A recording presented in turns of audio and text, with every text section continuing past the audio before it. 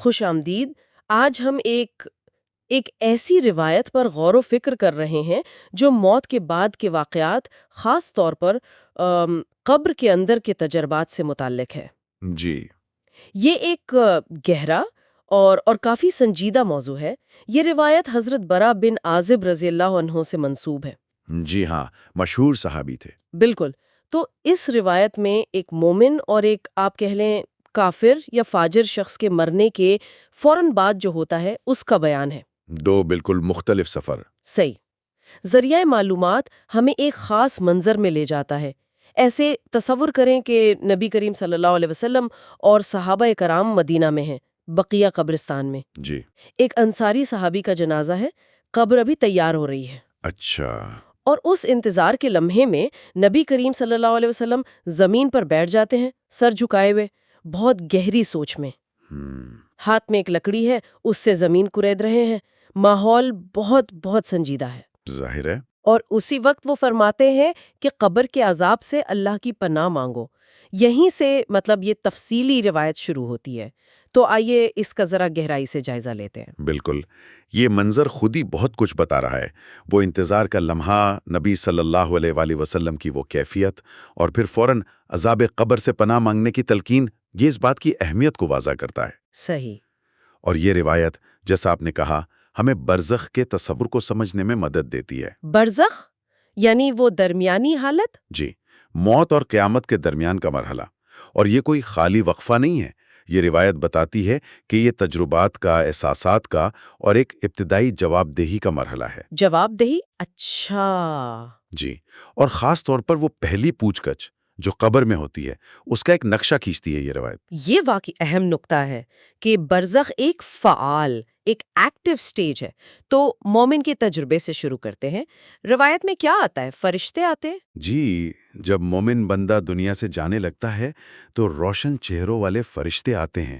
پھر روح قبض ہوتی ہے، آسمانوں تک جاتی ہے، عزت افزائی ہوتی ہے، پھر واپس قبر میں لائی جاتی ہے۔ اچھا، واپس قبر میں؟ جی، اور وہاں پھر دو فرشتے آتے ہیں جنہیں عام طور پر منکر اور نکیر کہا جاتا ہے۔ ہاں، سنا ہے۔ وہ تین بنیادی سوال پوچھتے ہیں۔ 3 سوال؟ کون سے؟ جی، پہلا سوال، من ربک؟ تیرا رب کون ہے؟ بالکل، یعنی خالق سے تعلق، توحید کا اقرار۔ دوسرا سوال، ما دینک؟ تیرا دین کیا ہے؟ راستہ؟ جی، زندگی گزارنے کا طریقہ، نظریہ، ضابطہ حیات۔ اور تیسرا، ما تقول فی ھذا الرجل الذی بعث فیکم؟ اس آدمی کے بارے میں کیا کہتے ہو جو تم میں بھیجا گیا تھا، یعنی نبی کریم صلی اللہ علیہ وآلہ وسلم کے بارے میں؟ جی ہاں، براہ راست ان کی رسالت کو تسلیم کرنے سے متعلق۔ یہ سوالات بظاہر بہت سادہ لگتے ہیں، لیکن گہرے ہیں۔ بہت گہرے ہیں، پوری زندگی کے عقیدے اور عمل کا نچوڑ ہوتے ہیں۔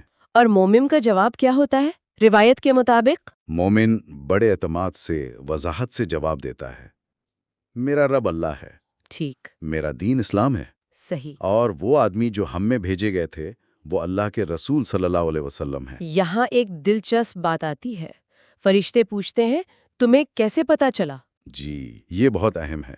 جواب صرف یہ نہیں کہ مجھے یقین تھا، وہ کہتا ہے، کیا کہتا ہے؟ وہ کہتا ہے میں نے اللہ کی کتاب پڑھی، اس پر ایمان لایا اور اس کی تصدیق کی۔ اچھا، کتاب پڑھی، ایمان لایا، تصدیق کی، علم، پھر یقین، پھر عمل؟ بالکل، یہ تینوں چیزیں جڑی ہوئی ہیں۔ علم، کتاب پڑھنا، ایمان دل سے ماننا، اور تصدیق زبان اور عمل سے سچا ثابت کرنا۔ یہ رٹے رٹائے جواب نہیں ہے۔ نہیں، یہ تو زندگی کا تجربہ لگ رہا ہے۔ عین مطابق، یہ اس علم اور یقین کی عکاسی ہے جس نے اس کی زندگی پر اثر ڈالا۔ یہی چیز اس مشکل وقت میں اسے ثابت قدم رکھتی ہے۔ اور اس صحیح جواب کے بعد نتیجہ کیا ہوتا ہے؟ نتیجہ روایت کے مطابق بہت شاندار ہے۔ آسمان سے آواز آتی ہے، میرے بندے نے سچ کہا۔ اللہ اکبر۔ پھر حکم ہوتا ہے کہ اس کے لیے جنت کا سامان لاؤ، جنت کا بچھونا، جنت کا لباس۔ اور وہ دروازے والی بات؟ جی، اور جنت کی طرف ایک دروازہ کھول دیا جاتا ہے جس سے جنت کی ٹھنڈی ہوائیں اور خوشبوئیں آتی رہتی ہیں۔ سبحان اللہ۔ اور قبر؟ اور قبر، روایت کہتی ہے، حد نگاہ تک وسیع کر دی جاتی ہے۔ حد نگاہ تک، یہ صرف جسمانی وسعت تو نہیں ہوگی؟ نہیں، یہ اس روحانی سکون، کشادگی اور راحت کی علامت ہے جو مومن کو فوراً ملتی ہے۔ یہ انعام براہ راست ان جوابات کا نتیجہ ہے جو اس کے دنیاوی ایمان اور عمل کا عکس ہیں۔ یہ تو بہت ہی سکون دینے والی بات ہے۔ جی ہاں، نیک لوگوں کے لیے موت ایک تکلیف دہ انجام نہیں بلکہ ایک بہتر دنیا کی طرف منتقلی کا آغاز ہے۔ لیکن جیسے آپ نے شروع میں اشارہ کیا تھا، تصویر کا دوسرا رخ بھی ہے۔ بالکل۔ کافر یا فاجر کے ساتھ کیا معاملہ ہوتا ہے؟ کیا اس سے بھی یہی سوال ہوتے ہیں؟ جی، امتحان کا طریقہ وہی ہے۔ روح قبض ہوتی ہے، اسے آسمان کی طرف لے جانے کی کوشش ہوتی ہے، لیکن دروازے نہیں کھلتے۔ اوہ! اسے واپس قبر میں لایا جاتا ہے۔ وہی 2 فرشتے، وہی 3 سوال، تیرا رب کون ہے؟ تیرا دین کیا ہے؟ اس آدمی کے بارے میں کیا کہتا ہے؟ سوالات کا ایک جیسا ہونا یہ بتاتا ہے کہ معیار جانچ سب کے لیے ایک ہے۔ لیکن جواب یہاں فرق آتا ہوگا۔ یہاں زمین آسمان کا فرق ہے۔ مومن کے اعتماد بھرے جوابات کے بالکل برعکس، کیا کہتا ہے وہ؟ وہ شدید گھبراہٹ اور مکمل لا علمی کا اظہار کرتا ہے۔ کہتا ہے ہاں ہاں ہاں، میں کچھ نہیں جانتا۔ ہاں ہاں، یہ تو بے بسی لگ رہی ہے۔ جی، اور کچھ روایات میں ہے کہ وہ کہتا ہے لوگوں کو کچھ کہتے سنا تھا، میں بھی وہی کہنے لگا۔ اچھا، مطلب سنی سنائی بات، خود تحقیق نہیں کی۔ بالکل، اس نے حقیقت کو جاننے کی کوشش نہیں کی یا جان کر مانا نہیں، بس دنیا میں گم رہا۔ یہ لا علمی صرف معلومات کی کمی نہیں، یہ انکار یا بے اتنائی کا نتیجہ ہے۔ اور اس ناکامی کا نتیجہ؟ وہ بھی الٹ ہوگا پھر، بالکل الٹ اور بہت خوفناک۔ آسمان سے آواز آتی ہے، اس نے جھوٹ کہا۔ استغفر اللہ۔ پھر حکم ہوتا ہے، جنت کے بجائے جہنم سے سامان لاؤ۔ یا اللہ۔ جہنم کا بستر، آگ کا لباس۔ اور دروازہ؟ جہنم کی طرف ایک دروازہ کھول دیا جاتا ہے جس سے جہنم کی شدید گرمی اور جلانے والی لو اس کی قبر میں آتی رہتی ہے۔ یہ تو فوری عذاب شروع ہو گیا۔ جی، فوری اور براہ راست نتیجہ۔ اور قبر کی حالت؟ مومن کی تو وسیع ہو گئی تھی۔ اس کی قبر، روایت کہتی ہے، اتنی سختی سے بھینچی جاتی ہے، اتنی تنگ کر دی جاتی ہے کہ پسلیاں ایک دوسرے میں پیوست ہو جاتی ہیں۔ پسلیاں ایک دوسرے میں؟ یہ بہت شدید ہے۔ جی، یہ عذاب قبر کی ایک واضح اور حسی تصویر ہے۔ وہ تکلیف، وہ گھٹن، وہ اذیت جو کفر یا بڑے گناہوں پر مرنے والے کے لیے فوراً شروع ہو جاتی ہے۔ تو اگر ہم دونوں تجربات کو ساتھ رکھیں، مومن اور کافر، تو بنیادی پیغام کیا نکلتا ہے؟ کہ یہ قبر کی پوچھ گچھ ایک طرح کا فوری فیصلہ ہے؟ بالکل، ایک فوری حساب کتاب جو زندگی میں اختیار کیے گئے بنیادی عقائد اور رویوں کی بنیاد پر ہوتا ہے۔ اور جوابات؟ وہ صرف یاد کی ہوئی چیزیں نہیں ہو سکتی۔ ہرگز نہیں، یہ روایت یہی زور دیتی ہے۔ یہ جوابات اس حقیقی ایمان، یقین اور طرز زندگی کا عکس ہیں جو انسان نے دنیا میں اپنایا۔ قبر کی حالت، چاہے وہ جنت کا باغ ہو یا جہنم کا گڑھا، وہ براہ راست اللہ سے تعلق، چنے ہوئے راستے، دین اور نبی صلی اللہ علیہ وسلم کی پیروی یا انکار کا نتیجہ ہے۔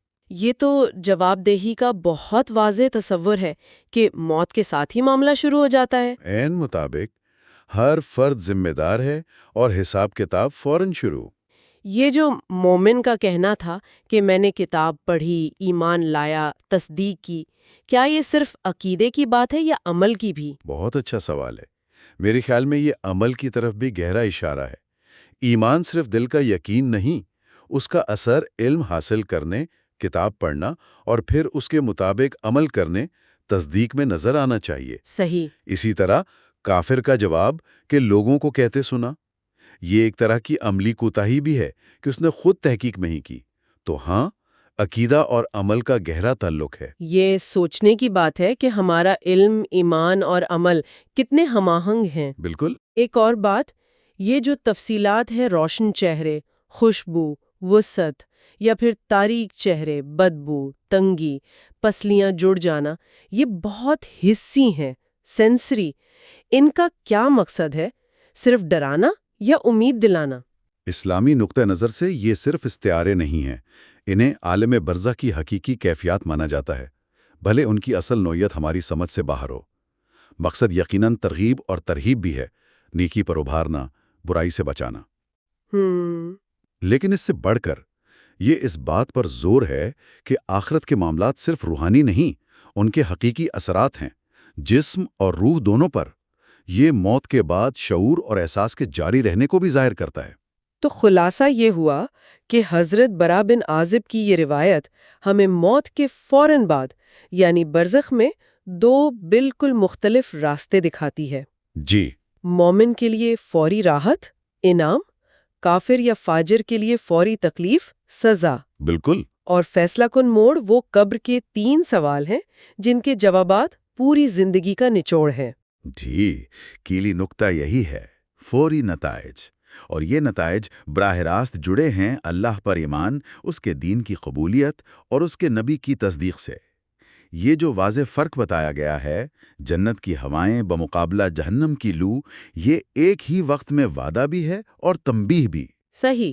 یہ دنیا کی زندگی کے ہر لمحے کو اہم بنا دیتا ہے، کیونکہ یہی انتخاب ہمارے دائمی مستقبل کی بنیاد ہیں۔